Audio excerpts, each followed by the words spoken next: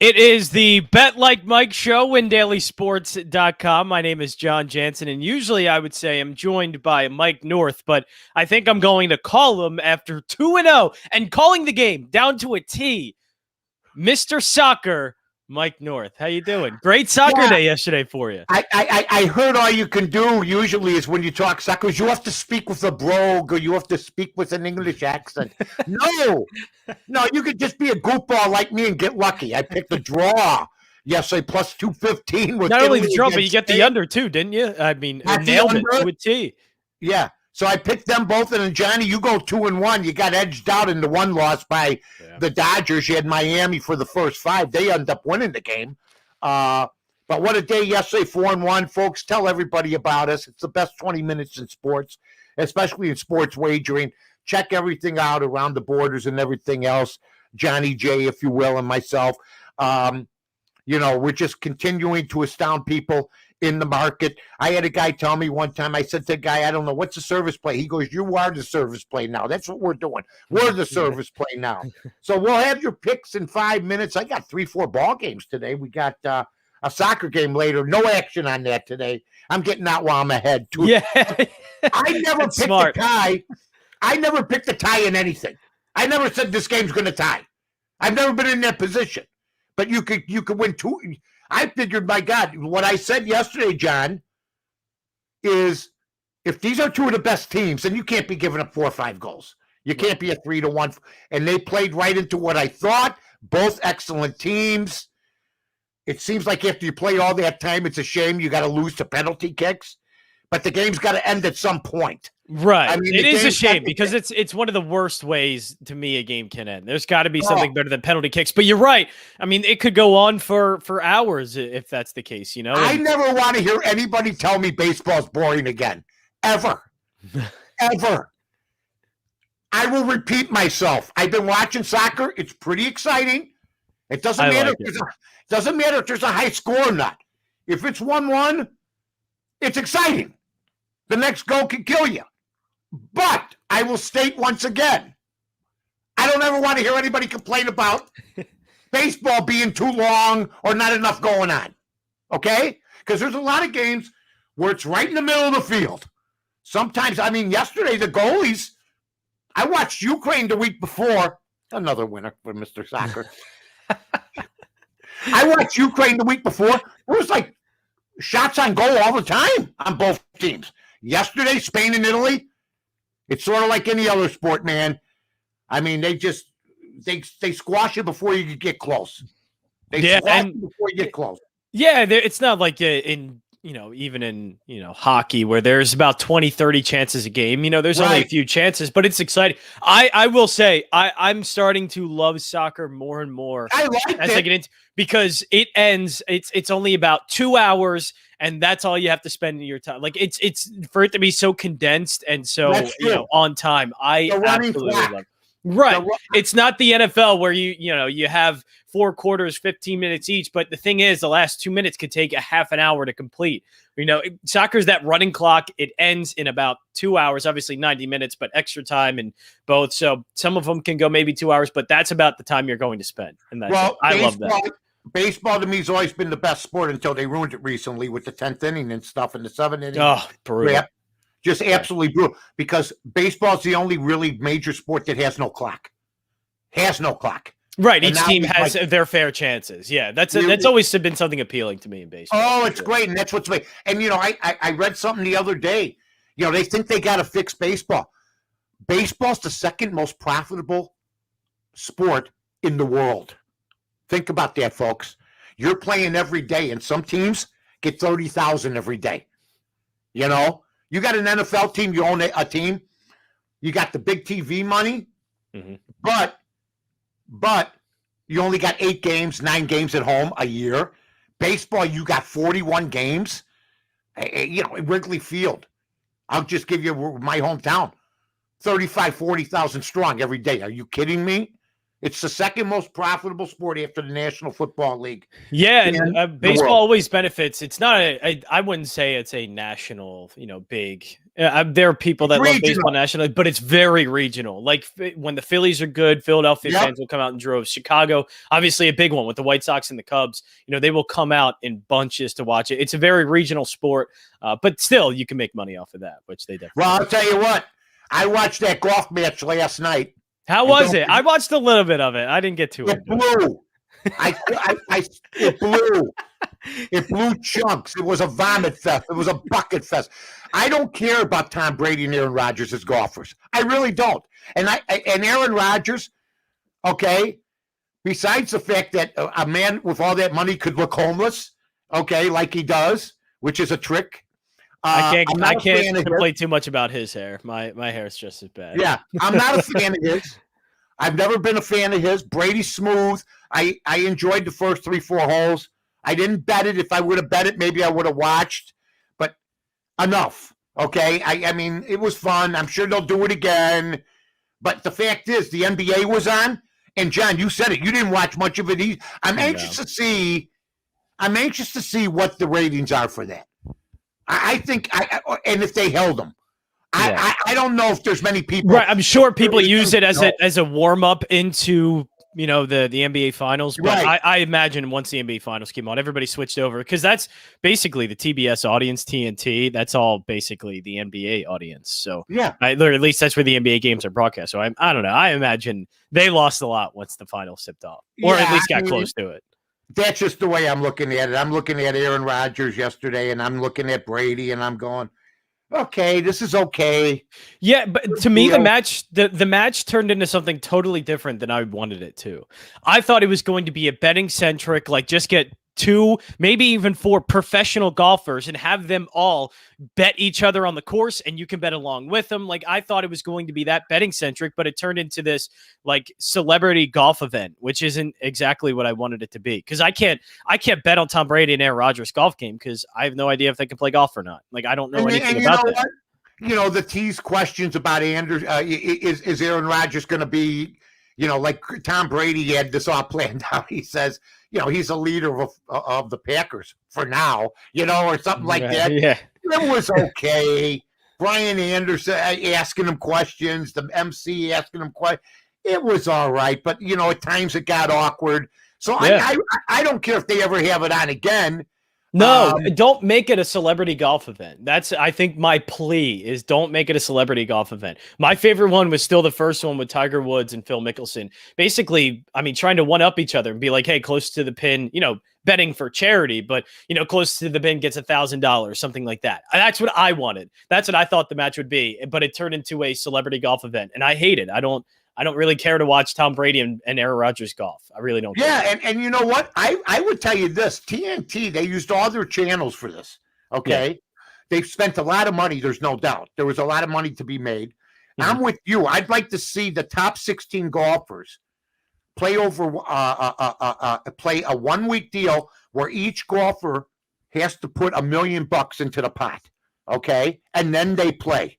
Right. I would love something like that, even if it is for charity. But if it's for charity, we can bet our own money on it. They can bet charity money, whatever it is. But I would like that to be the case. That would be great. When they play skins, but they don't use their own money, it don't matter to me. It's a whole different ballgame. And by the way, I'm hearing for everybody that's been moaning about Aaron Rodgers, and there's Bear fans are going to be in remorse today.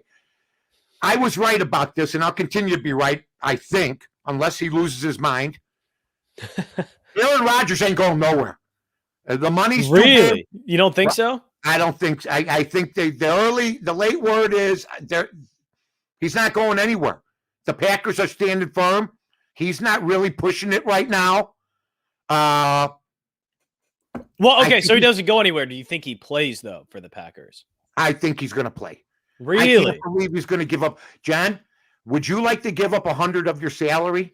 I would not. No, I would not like to give up anything. Relative. Everything's relative. Okay, 30 million, 20 or 30 million you can lose in a year. I don't care how much money you got.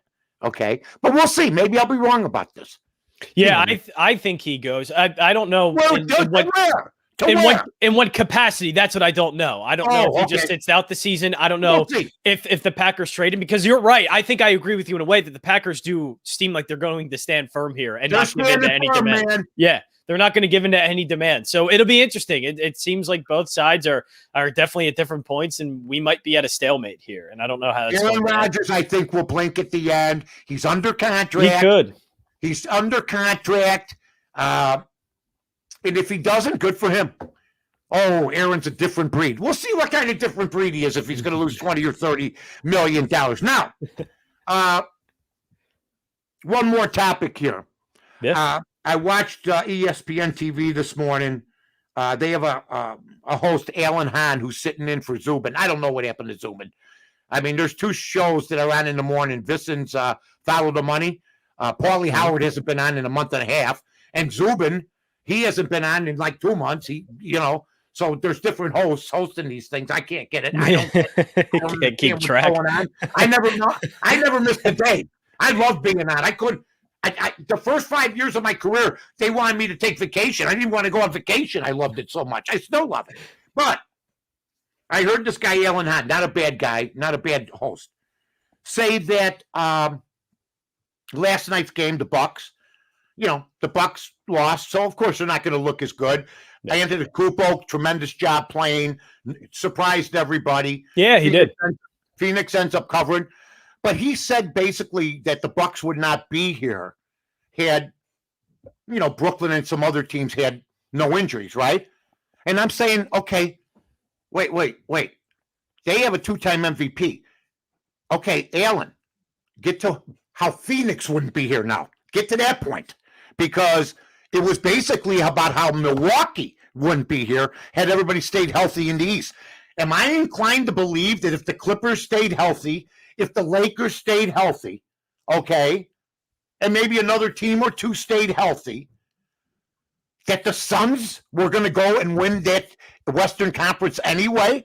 I'm looking at these two teams as teams who won because the other teams lost major players and they couldn't get it done. Well, yeah, I just would like to hear if that's the same thing they want to say about other past finals. Maybe let's look at that Toronto Raptors finals win against Golden State where they had both Klay Thompson and Kevin Durant out. Like, I don't know. Very good. It is injuries. Green had a suspension. Right. It's terrible that injuries are a part of the game, and it's a terrible thing, but it happens. This season, for whatever reason, there were just more. But I can't do that hypothetical what if, because I could do that with everything in the history of sports. So it's everything's a what if, but right now that's what we're given, and that's how the cards fell. Say is if you're going to throw Milwaukee in that group. Milwaukee's different. Yeah, I think they're. If you're going to throw Milwaukee in that group that they're lucky to be there because of injuries, you better throw Phoenix in there. Yeah. Without LeBron, without Davis, without Kawhi Leonard. I'm sorry. I'll tell you what. I'll go farther. I agree with that. Neither one of these teams will be back next year in the finals if everybody stays healthy. That's my opinion. Yeah, and both teams did a tremendous job, I think, building, and Bucks had to do some things around Giannis, and they're the ones that have been knocking on the door. So even if everybody was healthy in the Eastern side, Milwaukee to me might have made it anyway because they just had to get over whatever obstacles, mental challenges on their own end. Well, that's what my gripe was. I think Milwaukee knocks on the door and maybe knocks it down easier than Phoenix does if you have the Lakers healthy, if you have the Clippers healthy, you have other people healthy. So, I mean, I'm not taking anything away from either one. In fact, it's a pleasure not to look at LeBron's mug. It's a pleasure not to have to see Anthony Davis' mug or Kawhi Leonard or any of the big stars. Well, it's a nice change of pace. It's something different. Yeah. We got, and I love it. If we get another LeBron, Steph Curry, Western Conference Finals, whatever it is, I'd be okay with it. But it is nice to see something different. And it is really nice that we're going to see potentially, Chris Paul win a ring, Giannis win a ring. It's really nice that we get something a little bit different. A little breath of fresh air, a little something different. I mean, let's face it. I think everybody has been burnt out by Golden State and LeBron. Golden State and LeBron, the NBA audience was starting to get, okay, here we go again. You know what I mean? Because it's been dominated, let's face it, folks, by LeBron and Golden State. That's been your 10-year deal. And it's so nice. I mean, I would have been good with Atlanta. How cool would that have been? Yeah. It would have been a nice story. Yeah. Oh, with a team that looks like they belong at the YMCA. You know, with Herder and some of these other guys. It's a little harsh to Atlanta. Herder looks like, let me tell you something. Herder could play in the new White Men Can't Jump if they made a sequel. Did you ever see White Men Can't Jump? I've seen bits and pieces of it. I haven't sat down fully to watch it because it's on cable TV sometimes. And so, like in high school, I'd watch it a little bit, but I've never sit down and fully watch the White Man. Well, I go through this every time with you because you're like everything. I know I'm the worst. No. Everything before 1990 didn't exist. I know it really. It's so true though. Nothing existed. I didn't even exist. I just came out of nowhere. I was just formed like this. I was formed out of rock. Anyway, all I'm going to tell you is Kevin Herter could play Woody Harrelson's role. It's a dorky white kid that ends up being a sensational basketball player. If there's any bigger looking dork in the NBA that could cut your heart out with a three, it's Kevin Herter. And I would have been fine with that. So, hey, good stuff. Good stuff had by one and all. All right, are you ready for your picks? How many you got today, kid? We were 4-1 yesterday. Right now it looks like I have a couple. The Major League slate's a little bit tough today, but I think I'll manage. Well, yeah, I don't like day games usually. Man, they just act different. But Pittsburgh's got a game coming up. I'm going to take the 1.5 minus the 115 against Atlanta starting the day off, my friend. That's Pittsburgh plus 1.5 at minus 115. This is very possible I could go 0-4. But you know what? I'm still in my glory for picking 2 soccer winners yesterday. So go ahead. Okay, next, what's your one, Johnny? I'm going to take the White Sox today against the Twins. Lance Lynn is on the mound, and for him to get minus 105 money line, that is a little egregious. Look, you can come at me and say, or people, John, the White Sox are 2-3 in their last 5 games. So are the Twins, though. The Twins aren't a good baseball team. If I'm betting on anything, it's the fact that the White Sox are just a better baseball team with a better pitcher on the mound, and I'll take that at even money anytime. And I don't blame you, and you've been hot in baseball. I got the Twins given to me by my system. Really? Yes, and I'm scared to death of this. But then it does feel like a sucker bet to bet the White Sox because there's just something that seems wrong. There's something that I'm seems not even going to take the run line. I mean, it's like a picket game almost. But I'll give you the lineup for the White Sox today. By the way, they designated Adam Eaton. He's gone. Yep. Tim Anderson, Gavin Sheets, Abreu is DH, Brian Goodwin in right, Adam Engel in center, Larry Garcia at second, Jake Berger at third, Billy Hamilton in left, and some catcher now named Zebi Zavala. It might as well have been Telly Savalas, for Christ's sake. So I'm comfortable in taking the Twins in this game because it looks like Tony La Russa said, I'm going to probably start the worst lineup I can to see if we can squeeze something out, give my guys a day of rest. They've been winning. Cleveland's been on a massive losing streak. They're not gaining ground. They've lost ground. So I'm going to take the Minnesota Twins in that game. Now, I got another one. The Cubs end their 11-game losing streak today, or they don't. Plus 1.5 at minus 140 over Johnny's Philadelphia Phillies.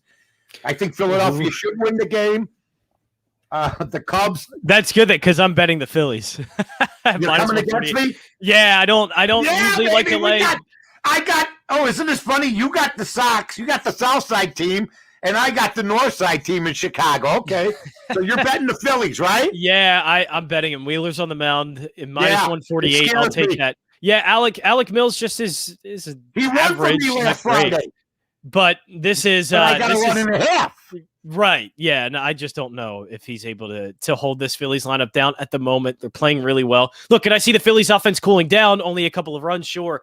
But that's all I think it's going to take. The Cubs look bad. They don't look good right now. I think Wheeler's going to be a brick wall for them to try and get through today. And I'm not sure if they're able to do it. I've been trying to I saw something the other day. I'm not trying to start trouble, but I saw Javi Baez slide. And you could tell he had his cell phone in his back pocket. Did he really? Yeah. And I talked to somebody else who said he saw the same thing. It was on, TV. Yeah. And he gets up, how they get up? I said, well, that's not good. Doesn't that sort of tell you all you need to know? Should anybody be playing baseball, especially when you slide with a cell phone in your pocket? Shouldn't they be in your locker? Well, yeah, if you have a cell phone in your pocket, isn't that thing gonna break? I don't know. I can't. I don't know. But I saw that. At least he's not going to be sliding feet first. He's always going to slide head first. Slide feet maybe first. It wasn't. Maybe it was a notebook, a little notebook. I don't, but he shouldn't be carrying that either. Okay, so you got another game, my friend? No, I think I'll stick with that. I tried for another one, but I didn't. The Phillies and the Sox, baby. Yeah, Phillies and the Sox. I'll stick with that. Well, and we're gonna stick. I got once again, folks, Minnesota. You know what? Detroit. I like Detroit. That was the other one. That's legitimate. That was the other one I was looking at. But I don't trust Detroit. Casey Mize has been pitching pretty well, but Kyle Gibson's been great. It's just the price. I don't think it's minus 150 for a run and a half. Would you buy? I'll buy a run and a half with them. Let's go together on Detroit, John. I'll buy the run and a half. You know what? How about I just go? With you. I don't want you. I ask you nicely, and then you throw me into the world. How about I go straight to Detroit with your buddy who's on fire? Well, no. How about I go full money line on Detroit? How about that? Listen to you. Now you got me. You made me look bad. Now that's plus one. Yeah, my God. Okay, you don't want the run in there. I'll take the run in half, and you take the money. Yeah, that'll be my scary pick of the day. This is scary. It's scary to give 150 to win 100 on Detroit. I have Detroit. I have the Cubs. Wow. And I'm with our guy Dennis here. Pittsburgh. Dennis saying Texas first 3. That I would understand. Yes, you would have to go Kyle Gibson, but I think I'm going full game just plus 133 for a Texas team that really isn't that good, even against Detroit, who has one of their better pitchers on the mound in Casey Mize. I don't think that minus 150, 145 on the money line warrants it. So I'll go the other way in Detroit. All right, so you're going to go Detroit. Mm-hmm. And you're going to go the Chicago White Sox. The White Sox at minus 105 and the Phillies minus 148 on the money. Yeah, I'll tell you, another grueling day, another grueling money. We love you guys. Tell everybody to tune in tomorrow, same time, same channel. Thanks to Win Daily, 11 o'clock.